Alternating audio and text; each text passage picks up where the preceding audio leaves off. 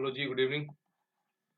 ये हमारा आज से हम स्टार्ट कर रहे हैं बुक नंबर 3 का चैप्टर नंबर 1। ओके, सो ये कंटिन्यूटी में है तो चैप्टर 10 दिखा रहा है। पिछले हम चैप्टर 9 कवर कर चुके हैं, बट चूंकि ये सेपरेट बुक है, ठीक है, इंडिया हिस्ट्री की, तो उसका है चैप्टर नंबर 1 जिसका नाम है उपनिवेशवाद और देहात। देहात मतलब विलेज एरिया। ठीक, ये स्टार्ट करते हैं। और आपको पता है कि इससे पहले हम 2 बुक ऑलरेडी खत्म कर चुके हैं। हिस्ट्री हम खत्म करने के बाद इंग्लिश स्टार्ट करेंगे, बट अभी मैं पैरेलली एक और सब्जेक्ट स्टार्ट कर रहा हूँ, दैट इज फिजिक्स। ठीक है, तो उसकी भी वीडियो 1-2 दिन में मिल जाएगी आपको। तो स्टार्ट करते हैं इसको। तो पिछले हमने पढ़ चुके हैं कि औपनिवेशिक शासन का अर्थ उन लोगों के लिए क्या था जो देहात मतलब गांव में रहते थे। तो जो अभी ये लेसन हम पढ़ रहे हैं इसके अकॉर्डिंगली अब बंगाल के जमींदारों से मिलेंगे, उन राजमहल की पहाड़ियों को यात्रा करेंगे जहाँ पहाड़िया और संथाल ट्राइब रहती है। ठीक है, और फिर वहां से दक्कन की ओर बढ़ेंगे, साउथ की ओर, और आप देखेंगे कि ईस्ट इंडिया कंपनी ने देहात में अपना राज्य कैसे बनाया वगैरह वगैरह। ठीक है, अपनी नीति वगैरह कैसे लागू की, ये सब बता रखा है इस लेसन। बोला राज्य यानी कि गवर्नमेंट द्वारा लागू किए गए कानूनों के जनसाधारण के लिए अनेक परिमाण मिलते हैं, परिणाम मिलते हैं। वे कुछ हद तक यह निर्धारित करते हैं कि उन कानूनों के परिणाम स्वरूप कौन पहले से अधिक धनवान बनते हैं और कौन गरीब हो जाते हैं, किसे नई जमीन मिल जाती है और कौन अपनी उस जमीन को खो बैठता है जिस पर वह रहता और गुजर बसर करता था। तो किसानों को जो पैसे जरूरत पड़ती तो वो कहाँ जाते हैं, तो किसके पास जाते, तो ये भी देखेंगे कि जमींदारों के पास ही जाते थे। और ये भी देखेंगे कि लोग कानूनों का पालन करने के लिए मजबूर होते हुए भी ऐसे कानून का विरोध करने से भी नहीं हिचकते थे उस टाइम पे, जिसे वो न्यायपूर्ण समझते थे। तो ये सब दे रखा कि हम क्या क्या पढ़ेंगे। तो स्टार्ट करते हैं बंगाल और वहाँ के जमींदार लोग कैसे थे। तो जैसे हमें पता है कि औपनिवेशिक शासन सबसे पहले बंगाल में स्थापित किया गया था। औपनिवेश मतलब कि हमारी जो गवर्नमेंट ऑफ इंडिया का रूल था। ठीक है, यही वो प्रोविंस है जहाँ पर सबसे पहले ग्रामीण समाज को पुनर्व्यवस्थित करने और भूमि संबंधी अधिकारों की न्यू अरेंजमेंट तथा एक नई राजस्व प्रणाली स्थापित करने की ट्राई किया गया था। ठीक है, अभी देखते हैं कि कंपनी शासन के प्रारंभ में यानी कि इनिशियली जो ईयर्स थे जब कंपनी स्टार्ट हुई थी उसके बाद क्या हुआ था। तो बर्दवान में की गई नीलामी की एक इंसिडेंट हुआ था। राजा शब्द का यहाँ पे दे रखा कि वो जनरली जो पावरफुल जमींदार होते थे उनके लिए यूज होता था। तो बर्दवान की घटना क्या है भाई। सन 1797 में बर्दवान, आज के जो बर्धमान है, एक सेकंड, थोड़ा गला वही करना प्रॉब्लम है। यह एक बड़ी सार्वजनिक घटना थी। ठीक है, तो बर्दवान के राजा द्वारा धारित अनेक महल भू संपदाएं जो कि बेच रहा था उस टाइम पे। तो 1793 में इस्तेमारी बंदोबस्त लागू हो गया। ठीक है, ईस्ट इंडिया कंपनी ने राजस्व की राशि निश्चित कर दी कि इतना ही अमाउंट ऑफ बेचोगे सिर के थी जो प्रत्येक जमींदार को अदा करनी थी। राजस्व मतलब कि उस टाइम का काइंड ऑफ देना पड़ता था। ठीक। जो जमींदार अपनी निश्चित राशि नहीं चुका पाते थे उनसे राजस्व वसूल करने के लिए अपनी उनकी संपदा नीलाम कर दी जाती थी। राजस्व इन द सेंस की एक पर्टिकुलर टैक्स है जो एक जमींदार एक पर्टिकुलर एरिया उसको दे दिया जाएगा कि ये जमींदार ए नाम का इस इतने एरिया से जितना भी टैक्स आएगा वो देगा किसको, वो जो भी हेड है वहाँ का किंग है। अगर वो नहीं दे पाएगा तो इस जमींदार की भी जमीन चली जाएगी। ठीक, राजस्व वसूल करने के लिए उनकी संपदा नीलाम कर दी जाती थी। चूंकि वर्तमान के राजा पर राजस्व की बड़ी भारी रकम बकाया थी, यानी कि बहुत मतलब उधार था, इसलिए उनकी संपदाएं नीलाम की जाने वाली थी। ठीक, फिर क्या हुआ, तो नीलामी में बोली लगाने के लिए अनेक खरीदार लोग आएंगे भाई, और संपदाएं सबसे ऊंची बोली लगाने वालों को बेच दी गई। लेकिन कलेक्टर को तुरंत ही इस सारी कहानी के बारे में अजीब पेच दिखाई देगा। उसने जानने में आया कि उनमें से अनेक खरीदार राजा के अपने ही नौकर या फिर एजेंट थे और उन्होंने राजा की ओर से ही जमीनों को खरीदा था। ठीक है, ऐसे ही करते हैं लोग। तो नीलामी में 95% से अधिक बिक्री फर्जी थी। वैसे तो राजा की जमीनें खुले तौर पर बेच दी गई थी, पर उनकी जमींदारी का नियंत्रण उसी के हाथों में रहा था। राजा कंपनी को राजस्व क्यों नहीं अदा कर पाया था, नीलामी में खरीदार कौन था वगैरह वगैरह हम देखेंगे आगे।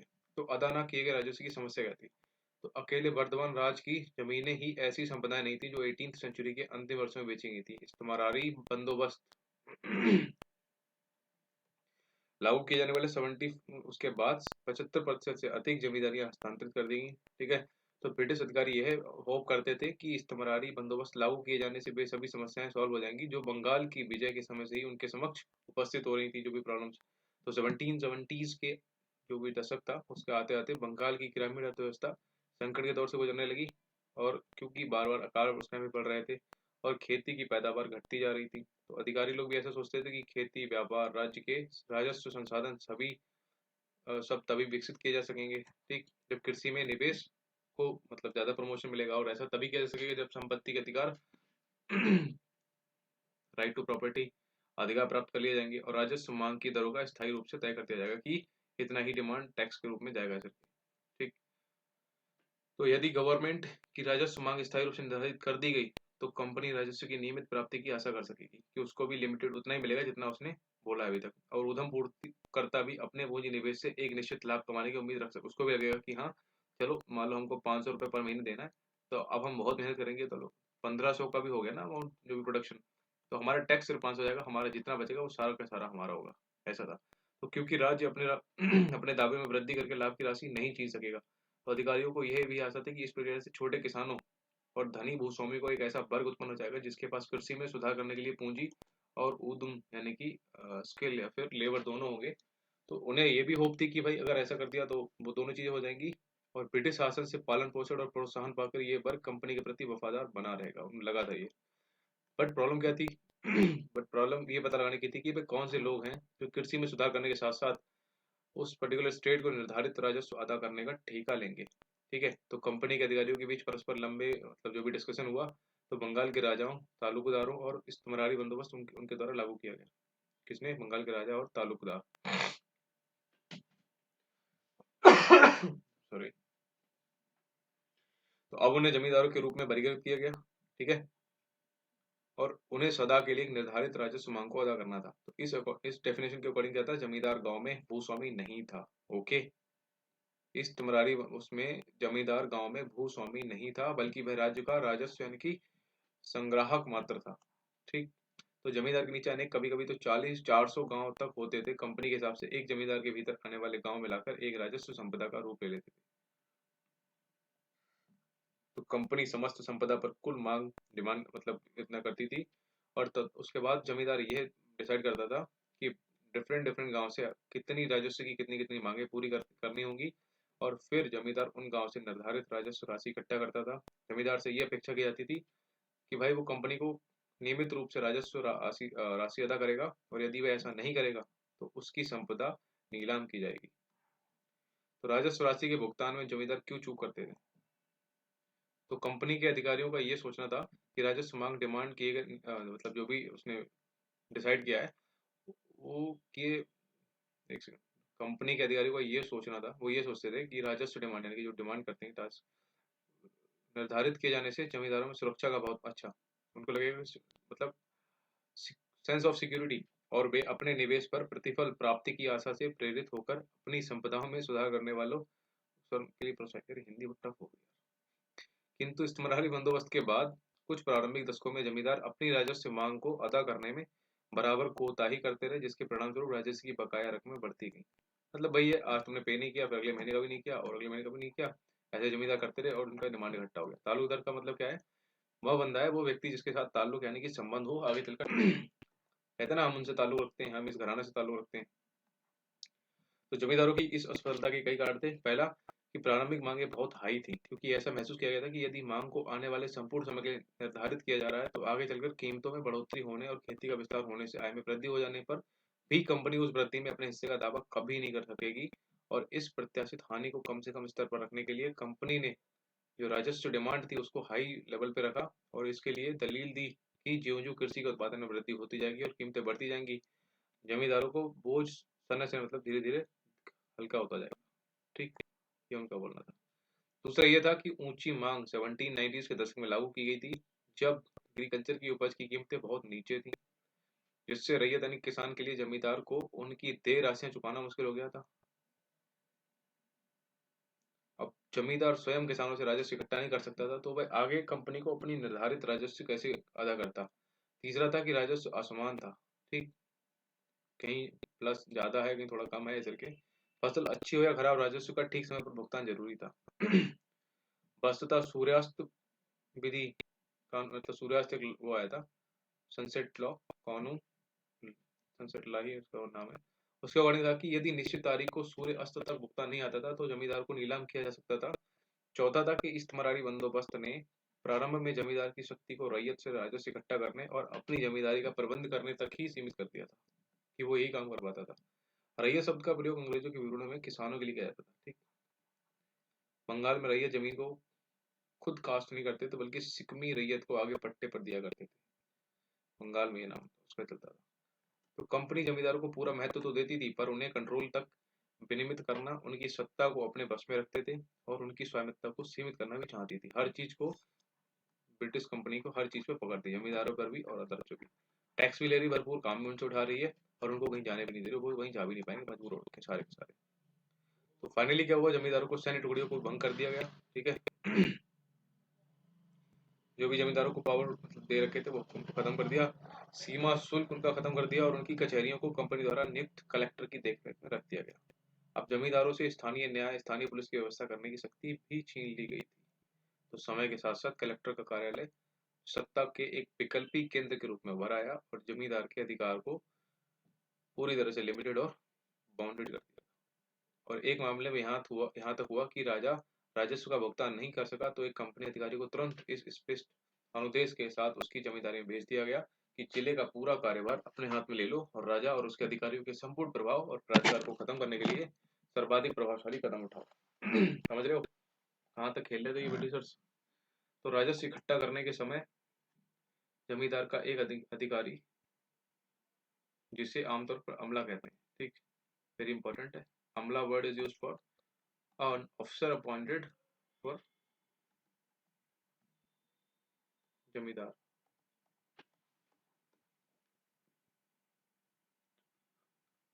जमींदार का एक अधिकारी होता था जिसका नाम था अमला। तो गांव में आता था, लेकिन राजस्व संग्रहण एक पारिवारिक समस्या थी। कभी कभी तो खराब फसल और नीची कीमतों के कारण किसानों के लिए अपनी देय राशियों का भुगतान करना बहुत टफ हो जाता था। और कभी कभी ऐसा भी होता था कि किसान जानबूझकर भुगतान में देरी कर देते थे। धनवान जो किसान थे और गांव के मुखिया, जोतदार या फिर मंडल जो भी होते थे, जमींदारों की परेशानी में देखकर बहुत खुश होते थे। उनको मजा आता था क्योंकि जमींदार आसानी से उन पर अपनी ताकत का इस्तेमाल नहीं कर सकता था। जमींदार बकाईदारों पर मुकदमा तो चला सकता था, बट आज की तरह उस टाइम पर भी जुडिशियल प्रक्रिया बहुत लंबी होती थी। तो 1798 में अकेले वर्धमान जिले में ही राजस्व भुगतान के बकाया से संबंधित 30,000 से अधिक लाभ बात लंबित थे।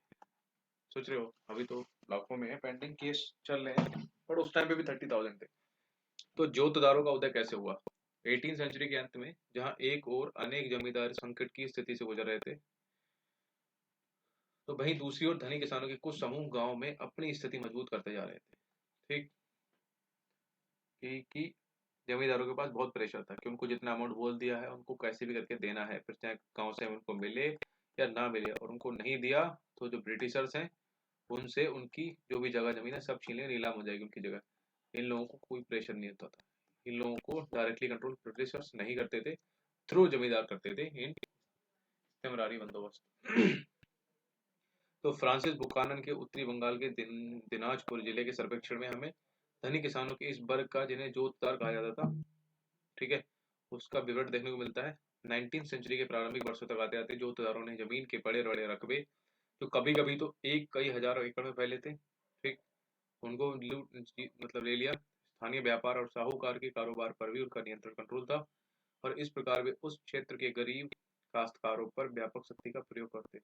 ठीक, उनकी जमीन का काफी बड़ा भाग बटाईदारों के माध्यम से होता जाता था, जो खुद अपने हल लाते थे और खेत में मेहनत करते थे और फसल के बाद उपज का आधा हिस्सा जोतदारों को देते थे। गांव में जोतदारों की शक्ति जमींदारों की ताकत की अपेक्षा अधिक प्रभावशाली होती थी। जमींदार के विपरीत जो शहरी इलाकों में रहते थे, तो जोतदार गांव में ही रहते थे और गरीब ग्रामवासियों के काफी बड़े वर्ग पर सीधे अपना कंट्रोल करते थे। ठीक है, जमींदारों द्वारा गांव की जमा यानी कि लगान को बढ़ाने के लिए किए जाने वाले प्रयत्नों का भी घोर मतलब अपोजिशन में थे। कौन? हमारे जो भी जमींदार थे।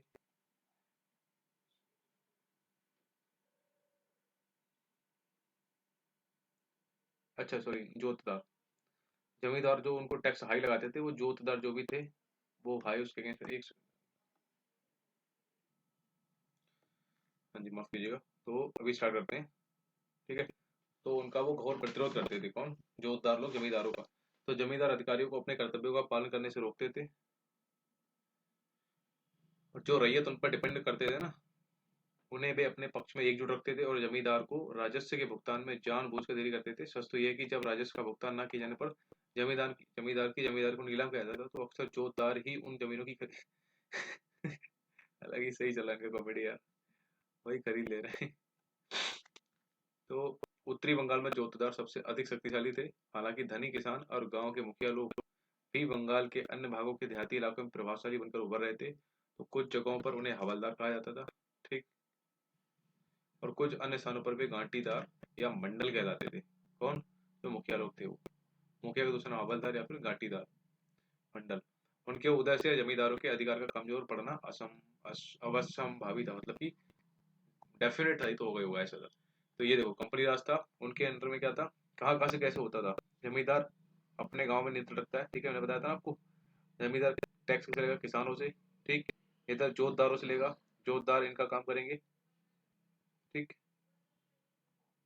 और ये जोतदार सब तरह के लोग होते हैं, धनवान, रैयत, व्यापारी, महाजन, साहूकार, सारे सारे, तो ये सारे सारे इधर से टैक्स लेते थे। ठीक, फाइनल टैक्स तक पहुंचता था कंपनी, उसको कोई टेंशन ही नहीं है। सारी टेंशन उसने इधर दे दी और इधर दे दी, मेजर इसके पास है। तो यहाँ पे देखा कि दिनाजपुर के जोतदार सॉरी, बुकानन ने बताया कि उत्तरी बंगाल के दिनाजपुर जिले के जोतदार किस प्रकार जमींदार के अनुशासन का प्रतिरोध और उसकी शक्ति की अवहेलना किया करते थे। तो भूस्वामी इस वर्ग के लोगों का पसंद नहीं करते थे, लेकिन यह स्पष्ट है कि इन लोगों का होना बहुत जरूरी था, क्योंकि इनके बिना जरूरतमंद काश्तकारों को पैसा उधार कौन देता। तो जोतदार जो बड़ी बड़ी जमीनें जोतते थे, बहुत ही हटीले और जिद्दी हैं, और यह जानते हैं कि जमींदारों का उन पर कोई पक्ष नहीं चलता। वे तो अपने राजस्व के रूप में कुछ थोड़े से रुपए ही दे देते हैं, और लगभग हर किस्त में कुछ ना कुछ बकाया रकम रह जाती है। मान लो 1,000 किसी का टैक्स हुआ, उसने दे दिया, तो भैया आप 800 ले जाओ, 200 अगली बार, फिर 800 ले जाओ, 200 अगली बार। तो 5 बार ये ले लिया तो 200 पंजे 1,000, 5 बार नहीं दिया तो 1,000 रुपये ऐसे उसका बन गया ना। तो ये लोड आ गया उस पर जमींदार पे, अब वो दे देगा कहीं ना कहीं जाके, ठीक। और नहीं देगा तो उसकी नीलाम हो जाएगी, और जैसी नीलाम हो जाएगी, फिर जो इसने पैसे बचा के रखे हैं और बचाए होंगे, उन सबसे जो इसकी नीलामी चल रही है ना जगह, ये लोग आके खरीद लेंगे। तो वे अपने राजस्व के रूप में कुछ देते थे और रख लेते थे, ठीक है। उनके पास उनके पट्टे की हकदारी से ज्यादा जमीनें हैं। जमींदार की रकम के कारण अगर अधिकारी उन्हें कचहरी में बुलाते थे और उन्हें डराने धमकाने के लिए घंटे 2 घंटे कचहरी में रोक लेते हैं, तो वे तुरंत उनकी शिकायत करने के लिए फौजदारी थाना या मुंसिफ की कचहरी में पहुंच जाते हैं और कहते हैं कि जमींदार के कारिंदों ने उनका अपमान किया है। इस प्रकार राजस्व की बकाया रकमों का मामले बढ़ते जाते हैं। ये सही था यार, क्या ही सिस्टम। और जोतदार छोटे छोटे रैयत को राजस्व न देने के लिए भड़काते रहते थे कि ऐसा कोई केस हो कि वो फंस जाए, कचहरी में चलता रहे, उनको वो न देने पड़े, सारा कौन देगा, क्योंकि वो तो डेफिनेट है उनके लिए, वो तो देना ही देना है, कंपल्सरी हो गया था जमींदारों के लिए, तो इसलिए।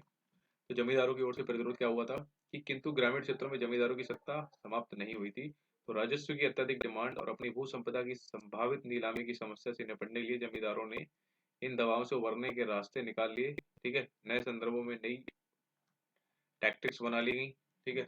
अच्छा, टैक्टिक्स और स्ट्रेटेजी में आपको पता क्या अंतर होता है? ये क्वेश्चन सीबीएफ के हो सकते हैं। ओके, टैक्टिक्स में होता है जो शॉर्ट टर्म के लिए होती है, और स्ट्रेटेजी होती है जो लॉन्ग टर्म तक इफेक्ट में रहती है, ठीक है। ये मेजर होता है। खैर, तो फर्जी बिक्री एक ऐसी ही तरकीब थी, इसमें कई तरह के हथकंडे अपनाए जाते थे। बर्दवान के राजा ने पहले तो अपनी जमींदारी का कुछ हिस्सा अपनी माता को दे दिया, ठीक, क्योंकि कंपनी ने ये निर्णय ले रखा था कि स्त्रियों की संपत्ति को नहीं छीना जाएगा। वाह।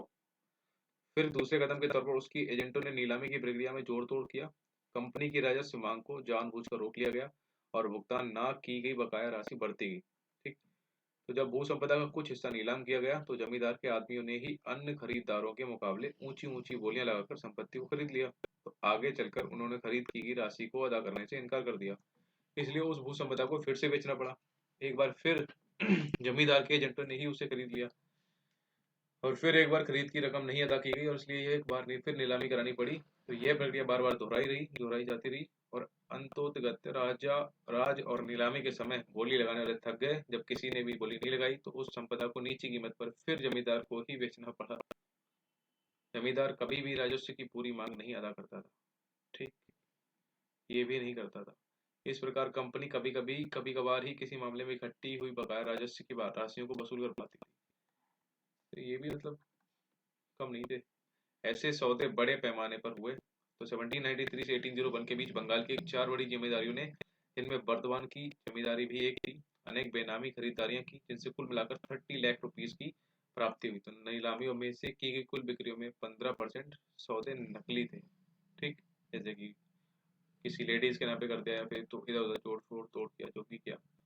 तो जमींदार लोग और भी कई तरीकों से अपनी जमींदारी को छीनने से बचा लेते थे। जब कोई बाहरी व्यक्ति नीलामी में कोई जमीन खरीद लेते थे, ठीक है, तभी उन्हें हर मामले को उसका कब्जा नहीं मिलता था। तो कभी कभी तो पुराने जमींदार के लठियाल जो भी होते ना, नए खरीदार के लोगों को मार पीट कर भगा देते थे। और कभी कभी तो ऐसा भी होता था कि जो पुराने किसान थे बाहरी लोगों को यानी नए खरीदार के लोगों को जमीन में घुसने ही नहीं देते थे, तो वे अपने आप को पुराने जमींदार से जुड़ा हुआ महसूस करते थे और उसी के प्रति वफादार बने रहते थे। और ये मानते थे कि पुराना जमींदार ही उनका अन्नदाता है और वे उसकी प्रजा है। तो जमींदारी की बिक्री से उनको लगता था कि उनके साथ वो गलत करेंगे अगर जमींदारों की जगह बेच दी अपनी किसी और को, तो इसलिए जमींदार आसानी से विस्थापित नहीं किए जा सकते थे। 19वीं सेंचुरी के प्रारंभ में कीमतों में मंदी की स्थिति समाप्त हो गई, ठीक है। तो इसलिए जो जमींदार 1790s के दशक की तकलीफों को झेलने में सफल हो गए थे, उन्होंने अपनी सत्ता को अब बना लिया सुदृढ़। ठीक, राजस्व के भुगतान संबंधी नियमों को भी कुछ लचीला बना दिया गया। फलस्वरूप गांवों पर जमींदार की सत्ता और अधिक मजबूत हो गई। लेकिन आगे चलकर 1930s के दशक को घोर मंदी की हालत में अंततः जमींदारों का भट्टा बैठ गया और जोतदारों ने देहात में अपने पांव मजबूत कर लिए। ठीक, पांचवी रिपोर्ट क्या थी? हम उन जिन परिवर्तनों पर चर्चा कर रहे हैं उनमें से बहुत से परिवर्तनों का विस्तृत विवरण एक रिपोर्ट में दिया गया है, जो सन 1813 में ब्रिटिश संसद में पेश की गई थी। यह उन रिपोर्टों में से पांचवी रिपोर्ट थी जो इंडिया में ईस्ट इंडिया कंपनी के प्रशासन तथा क्रियाकलापों के विषय में तैयार की गई थी। ठीक है, अक्सर पांचवी रिपोर्ट के नाम से उल्लेखित ये रिपोर्ट 1002 पृष्ठों में थी। इसमें 800 से अधिक पृष्ठ परिशिष्टों के थे, जिनमें जमींदारों और रैयतों की अर्जियां यानी कि किसानों की अर्जियां भिन्न भिन्न जिलों के कलेक्टरों की रिपोर्ट थी। ठीक है, राजस्व ब्यूरोडियो से संबंधित सांख्यिकीय तालिकाएं और अधिकारियों द्वारा बंगाल और मद्रास के राजस्व।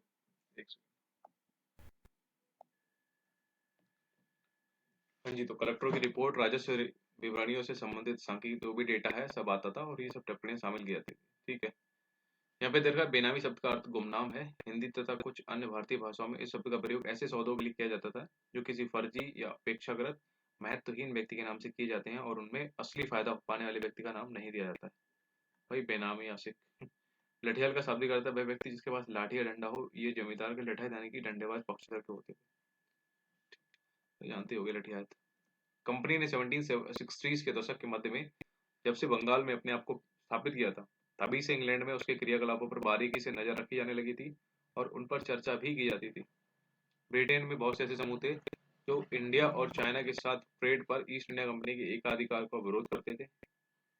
वे चाहते थे कि उस शाही फरमान को रद्द कर दिया जाए जिसके तहत इस कंपनी को यह राइट मिला है राइट मिला था कि वो ये ट्रेड कर सकते हैं इंडिया और चाइना में, क्योंकि इससे ब्रिटेन वालों को बहुत फायदा हो रहा था। ऐसी निजी व्यापारियों की संख्या बढ़ती जा रही थी जो भारत के साथ होने वाले व्यापार में हिस्सा लेना चाहते थे और ब्रिटेन के उद्योगपति ब्रिटिश विनिर्माताओं के लिए भारत का बाजार खुलवाने के लिए एक्साइटेड थे। तो कई राजनीतिक समूहों का तो यह कहना था कि बंगाल पर मिली विजय का लाभ केवल ईस्ट इंडिया कंपनी को ही मिल रहा है, संपूर्ण ब्रिटिश राष्ट्र को नहीं। तो कंपनी के कुशासन और अव्यवस्थित प्रशासन के विषय में प्राप्त सूचना पर ब्रिटेन में गर्मा गर्म बहस छिड़ गई थी और कंपनी के अधिकारियों के लोभ लालच और भ्रष्टाचार की घटनाओं को ब्रिटेन के समाचार पत्रों में डिटेल्ड उसमें छापा गया। ब्रिटिश संसद ने भारत में कंपनी के शासन को विनियमित और नियंत्रित करने के लिए 18वीं सेंचुरी के अंतिम दशकों में अनेक अधिनियम बनाए थे। कंपनी को भी मजबूर कर दिया गया कि वह भारत के प्रशासन के विषय में नियमित रूप से क्या हो गया भाई भाई भाई ऊपर हो भाई।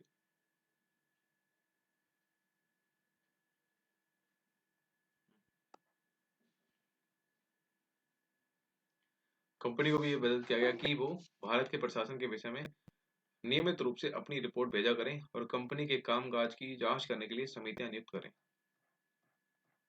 ठीक, नियुक्त की। पांचवी रिपोर्ट एक ऐसी ही रिपोर्ट है जो एक प्रवर समिति द्वारा की गई थी।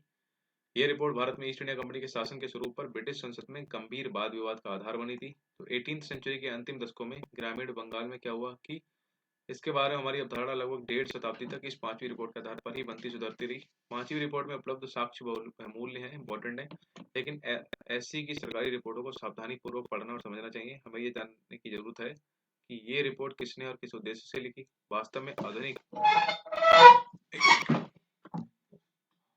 मॉडर्न रिसर्च में पता चलता है कि 5वीं रिपोर्ट में दिए गए तर्कों और साक्ष्यों को बिना आलोचना के स्वीकार नहीं किया जा सकता।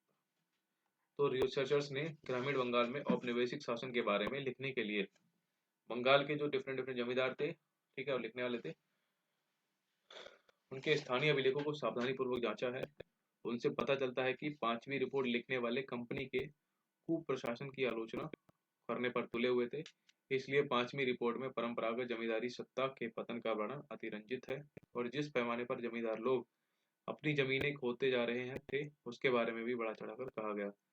और जैसा कि हमने देखा है कि जब जमींदारियां नीलाम की जाती थी तब भी जमींदार नए नए हथकंडे अपनाकर अपनी जमींदारी को बचा लेते थे और बहुत कम मामलों में विस्थापित होते थे।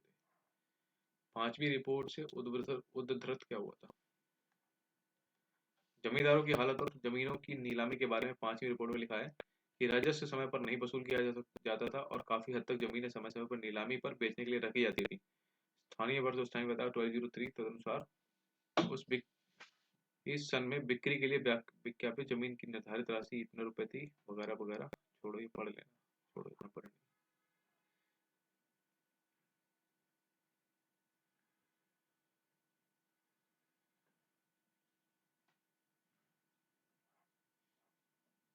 कुदाल और हल के बारे में देखते हैं। आइए अब हम ध्यान बंगाल की गीली जमीनों से हटाकर सूखे अंचलों पर और तब क्या फील्ड की बुक लिखी है ना कि एक इमेज बनती चली जाती है।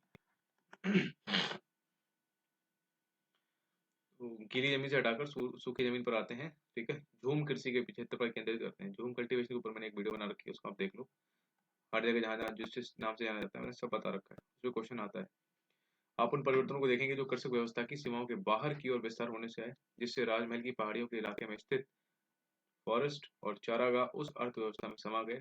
आप यह भी देखेंगे कि इन परिवर्तनों के कारण इस क्षेत्र के भीतर तरह तरह के झगड़े झंझट कैसे हुए थे। अब देखो राजमहल की पहाड़ियों के बारे में बात करेंगे। 19वीं सेंचुरी के प्रारंभिक वर्षों में बुखानन ने राजमहल की पहाड़ियों का दौरा किया। वेरी इंपॉर्टेंट, किसने किया था? बुखानन ने। तो उसके वर्णन के अनुसार ये पहाड़ियां अभेद लगती थी कि इनको कोई जा नहीं पाएगा, इनको क्रॉस नहीं कर पाएगा। ये एक ऐसा खतरनाक इलाका था जहाँ बहुत कम यात्री जाने की हिम्मत करते थे, ठीक। तो बुखानन जहाँ कहीं भी गया वहां उसने निवासियों के व्यवहार को शत्रुतापूर्ण पाया, ठीक। वे लोग कंपनी के अधिकारियों के प्रति आशंकित थे और उनसे बातचीत करने को भी तैयार नहीं थे। कई एग्जाम्पल में तो वे अपने घर बार और गांव छोड़कर भाग गए थे कि बात ही नहीं करेंगे। उससे पहले देख लेते हैं बुखानन था कौन भाई। तो फ्रांसिस बुखानन एक चिकित्सक था, ठीक है, जो भारत आया और बंगाल चिकित्सा सेवा में 1794 से 1850 तक काम किया। कुछ वर्षों तक वो भारत के गवर्नर जनरल लॉर्ड बेलेजली का शल्य चिकित्सक रहा, ठीक है। केलकटा के CHBKM ना, first governor of Bengal. Trick बनाई थी, फिर मैं भी भूल गया, देखो यही होता है, बार बार रिवीजन करना पड़ता है। चलो, वह भारत के गवर्नर जनरल लॉर्ड बेलेजली ये बेलेजली है कुछ, गवर्नर जनरल ऑफ इंडिया, ठीक। गवर्नर ऑफ इंडिया लॉर्ड बेलेजली पहला, ऐसे देखो। उसके अपने प्रवास के दौरान उसने कलकत्ता में एक चिड़ियाघर की स्थापना की जो कलकत्ता अलीपुर चिड़ियाघर कहलाया। तो ये पूछ सकते हैं कि अलीपुर चिड़ियाघर किसने बनाया था? फ्रांसिस बुकानन ने। वे थोड़े समय के लिए वानस्पतिक उद्यान के प्रभारी रहे। तो बंगाल सरकार के अनुरोध पर उन्होंने ब्रिटिश ईस्ट इंडिया कंपनी के अधिकार क्षेत्र में आने वाली भूमि का विस्तार से उसका रिपोर्ट किया और 1815 में वह बीमार हो गए और इंग्लैंड चले गए, ठीक। अपनी माता की मृत्यु के पश्चात वे उनकी जायदाद के वारिस बने और उन्होंने उनके वंश का नाम हैमिल्टन को अपना लिया। इसलिए उन्हें अक्सर बुकानन हैमिल्टन भी कहा जाता है, ठीक।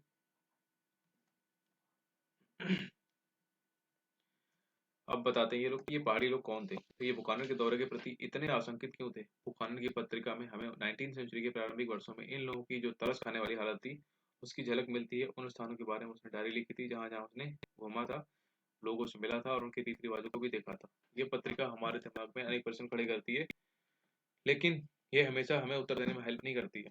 उसकी यह डायरी समय के केवल एक क्षण विशेष के बारे में ही बताती है, लोगों तथा स्थानों के लंबे इतिहास के बारे में नहीं बताती है। तो ऐसे लंबे इतिहास के लिए इतिहासकारों को अन्य रिकॉर्डों की ओर चलना पड़ेगा। चलते हैं भाई। तो यदि हम 18 सेंचुरी के परिवर्ती दशकों के राजस्व अभिलेखों पर दृष्टिपात करेंगे तो हम जानेंगे कि इन पहाड़ी लोगों को पहाड़ियाँ कहा जाता था। क्यों कहा जाता था कि वे राजमहल की पहाड़ियों के इर्द गिर्द मतलब कि इधर उधर रहते थे। वे जंगल की उपज से अपनी गुजर बसर करते थे। झूम कल्टीवेशन किया करते थे। झूम कल्टीवेशन आपको शॉर्ट में बता दूं कि जंगल है, हमने इसको काटा, अब बची जमीन, ठीक, पेड़ हट गए, जमीन बची, वहां पे हमने फसल की 2-3 साल, जब इसकी प्रोडक्टिविटी खत्म हो गई तो इस जो भी जगह था उसको जला दिया हमने, ठीक है, तो राख वगैरह वहीं बची रहेगी। हमने दूसरी जगह शिफ्ट हो गए, वहाँ पेड़ वेड़ थे, वहाँ काटा, नया खेत बना लिया। इससे क्या हुआ, 2-3 साल यहाँ पे जब तक खुद खेती करेंगे तब तक यहाँ की प्रोडक्टिविटी जो चली गई थी दोबारा आ जाएगी, ठीक, जो आ जाएगी तो हम वहाँ से या तो हम इधर वापस आ जाएंगे या यहाँ से कोई तीसरी जगह ढूंढ लेंगे। अल्टीमेटली कभी ना कभी ये साइकिल बन जाएगा, ठीक है, तो ऐसा करते थे वो लोग, इसको बोलते हैं झूम खेती। तो वे जो जंगल के छोटे से हिस्से में झाड़ियों को काटकर और घास फूस को जलाकर जमीन साफ कर लेते थे और राख की पोटास से उपजाऊ बनी जमीन पर ये पहाड़िया लोग अपने खाने के लिए तरह तरह की दालें और ज्वार बाजरा उगा लेते थे। वे अपने कुदाल से जमीन को थोड़ा खुरच लेते और कुछ वर्षों तक उस साफ की गई जमीन में खेती करते थे और फिर उसे कुछ वर्षों के लिए परती छोड़कर नए इलाके में चले जाते थे, जिससे कि उस जमीन में कोई उर्वरता वही है जो मैंने बताया था आपको, ठीक है। तो उन जंगलों से पहाड़िया लोग खाने के लिए महुआ के फूल, ठीक, इकट्ठे करते थे। चार्जिंग लगा लेते हैं, ऑन हो जाएगा। बेचने के लिए रेशम की कोया, राल और काठ कोयला बनाने के लिए लकड़ियां इकट्ठी करते थे। पेड़ों के नीचे जो छोटे छोटे पौधे उगाते थे या परती जमीन पर जो घास फूस की हरी चादर सी बिछ जाती थी वह पशु के चारागाह बन जाती थी। ये सीनरी देखो क्या मस्त है यार, है, ये नहर जा रही है, पेड़ पौधे, nature, I want find it easy यार। गाँव से जो होगा उसको पता है इन चीज़ों के बारे में यार। क्या इसके बारे में डिटेल दे रखा है। तो राजमहल की पहाड़ी में स्थित एक पहाड़ी गांव था, ठीक है। तो ये चित्र 1782 में विलियम होजेज द्वारा चित्रित किया गया था। विलियम होजेज एक ब्रिटिश कलाकार था जो कैप्टन कुक के साथ उसकी प्रशांत यानी कि पैसिफिक ओशन की सेकंड समुद्र यात्रा के दौरान प्रशांत क्षेत्र में गया था और वहां से भारत आया था। 1781 में भागलपुर के कलेक्टर ऑगस्टस क्वीनलैंड का मित्र बन गया। क्वीनलैंड के निमंत्रण पर होजेज 1782 में उसके साथ जंगल महालों के भ्रमण पर गया था, जहां होजेज ने कई एक्वाइंटेड तैयार किए थे। उस समय के अनेक चित्रकारों की तरह होजेज ने भी बड़े सुंदर सुंदर रमणीय दृश्यों की खोज की थी। उस समय के चित्रोपम दृश्यों की खोजी कलाकार स्वच्छंदतावाद की विचारधारा से प्रेरित थे और इस विचारधारा के अंतर्गत प्रकृति की पूजा की जाती थी और उसके सौंदर्य एवं शक्ति की प्रशंसा की जाती थी। रोमानी कलाकार यह महसूस करते थे कि प्रकृति से संलाप संबंध बनाने के लिए यह आवश्यक है कि कलाकार प्रकृति के निकट संपर्क में आए, ठीक, अपने ग्राम गीतों में प्रकृति का चित्रण करे, आधुनिक कृत्रिम सभ्यता से दूषित ना हो, अज्ञात भूदृश्यों को खोजे और छाया एवं प्रकाश के अलौकिक आनंद का लाभ उठाए। प्रकृति के इन्हीं रहस्यों की खोज में ही होजेज ने राजमहल की पहाड़ियों का भ्रमण किया था। उसे समतल सपाट भूखंड नीरस लगे, मतलब अच्छे लगे, जबकि विविधतापूर्ण ऊंची नीची ऊबड़ खाबड़ जमीन में सुंदरता के दर्शन हुए। औपनिवेशिक अधिकारी जिन भूदृश्य को भयंकर तथा उजाड़ उपद्रवी जंगली लोगों का निवास स्थान मानते थे वह दृश्य होजेज की चित्रकारी में मनमोहक और रमणीय दिखाई देते हैं, ठीक। वह बताते हैं कि शिकारियों, झूम खेती करने वाले, हाथ बटोरने वाले, काठ कोयले वाले, हाथ से स्टार्ट करती है उन्होंने।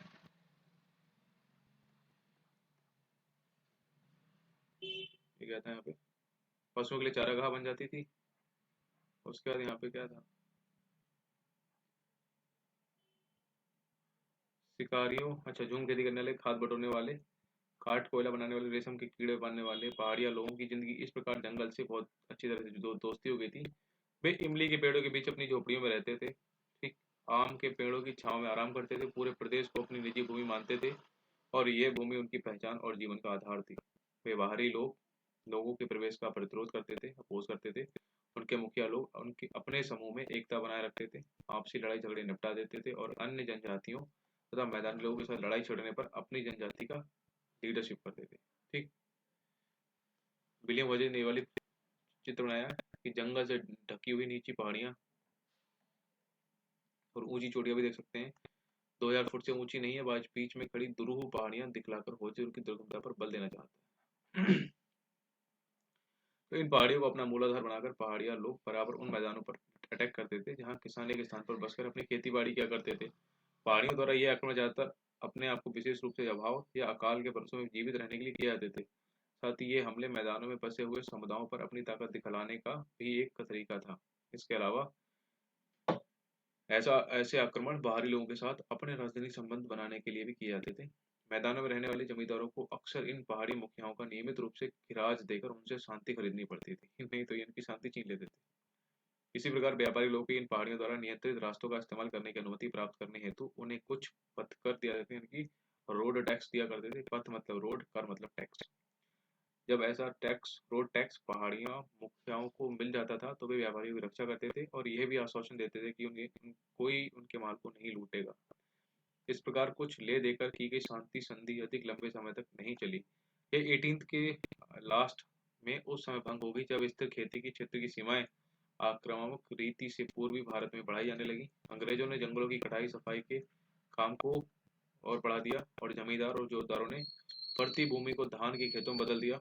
अंग्रेजों के लिए स्थायी कृषि का विस्तार आवश्यक था क्योंकि उससे राजस्व के सोर्सेज में वृद्धि हो सकती थी, एक्सपोर्ट के लिए फसल पैदा हो सकती थी और एक स्थायी सुव्यवस्थित समाज की स्थापना हो सकती थी। तो वे जंगलों को जड़ मानते थे और वनवासियों को असभ्य, बर्बर, उपद्रवी और क्रूर समझते थे जिन पर शासन करना उनके लिए कठिन था। इसलिए उन्होंने यही महसूस किया, किसने, ब्रिटिशर्स ने, कि जंगलों का सफाई करके वहां परमानेंट एग्रीकल्चर स्थापित करेंगे और जंगली लोगों को पालतू व सभ्य बनाना होगा, उनसे शिकार का काम छुड़वाना होगा, खेती का धंधा अपनाने के लिए उन्हें राजी करना होगा।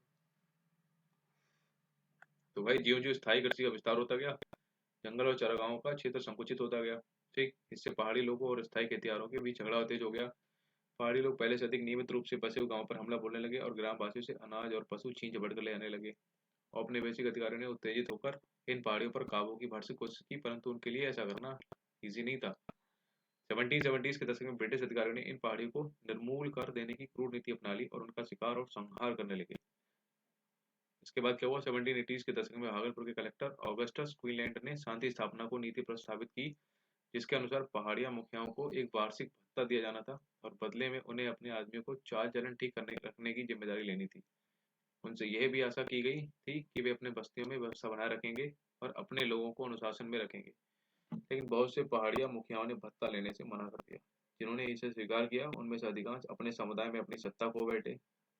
लालची लोग औपनिवेशिक सरकार के वेतनभोगी बन जाने से उन्हें अधीनस्थ कर्मचारी या बैतानी मुखिया माना जाने लगा। जब शांति स्थापना के लिए अभियान चल रहे थे तभी पहाड़िया लोग अपने आप को शत्रुतापूर्ण सैन्य बलों से बचाने के लिए और बाहरी लोगों से लड़ाई चालू रखने के लिए पहाड़ी के भीतरी भागों में चले गए। इसलिए जब 1810 से 1811 की सर्दियों में बुकानन ने इस क्षेत्र की यात्रा की थी तो यह स्वाभाविक ही था कि पहाड़िया लोग बुकानन को संदेह और अविश्वास की दृष्टि से देखते। शांति स्थापना के अभियानों के अनुभव और क्रूरतापूर्ण दमन की यादों के कारण उनके मन में यह धारणा बन गई थी कि उनके इलाके में ब्रिटिश लोगों की घुसपैठ का क्या असर होने वाला है। उन्हें ऐसा प्रतीत होता था कि प्रत्येक गोरा आदमी एक ऐसी शक्ति का प्रतिनिधित्व कर रहा है जो उनसे उनके जंगल और जमीन छीनकर उनकी जीवन शैली और जीवित रहने के साधनों को खत्म कर देगा। वस्तुतः मतलब इससे क्या हुआ कि इन्हीं दिनों उन्हें एक नए खतरे की सूचना मिलने लगी थी और वह था संथाल लोगों का आवागमन, संथाल ट्राइब। ठीक, संथाल लोग वहां के जंगलों को सफाया करते हुए, इमारती लकड़ी को काटते हुए, जमीन जोतते हुए और चावल और कॉटन उगाते हुए इस इलाके में बड़ी संख्या में घुसे चले आ रहे थे। अब चूंकि संथाल बासिंदों ने निचली पहाड़ियों पर अपना कब्जा जमा लिया था, इसलिए पहाड़ियों को राजमहल की पहाड़ियों में और भीतर की ओर पीछे हटना पड़ा। ठीक है, पहाड़िया लोगों को। तो पहाड़िया लोग अपनी झूम खेती के लिए कुदाल का उपयोग करते थे, इसलिए यदि कुदाल को पहाड़िया जीवन का प्रतीक प्रतीक माना जाए, इसको कुदाल को, तो हल को नए बासिंदों यानी कि संथालों की शक्ति के प्रतिनिधि, मतलब कुदाल किसका था, पहाड़िया लोगों का प्रतीक है, ऐसे कहा जाएगा। और हल किसका है,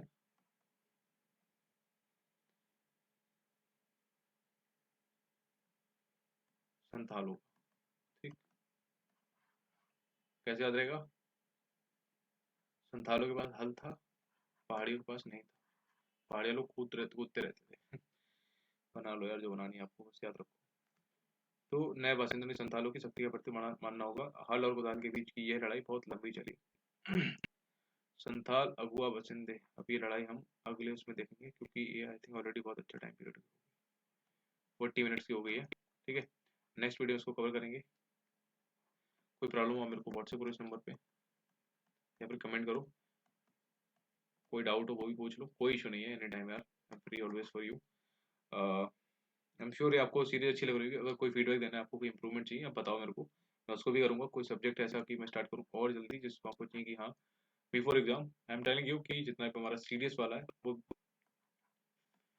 जैन से लेके फैब के बीच में खत्म हो जाएगा, और रिवीजन हमारा अच्छा खासा स्टार्ट हो रहा होगा, ठीक है? क्योंकि हमारा एग्जाम कब है यार, 15-16 अप्रैल को है गेस, देख लेना, कैलेंडर आ गया यूपीएससी का, डू चेक, एग्जाम आपका इसी बीच में होगा।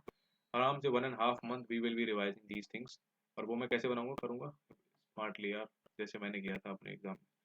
तो चलो सी यू यार इन द नेक्स्ट वीडियो। ध्यान रखो अपना, पढ़ते रहो, रिवाइज करते रहो। Bye bye.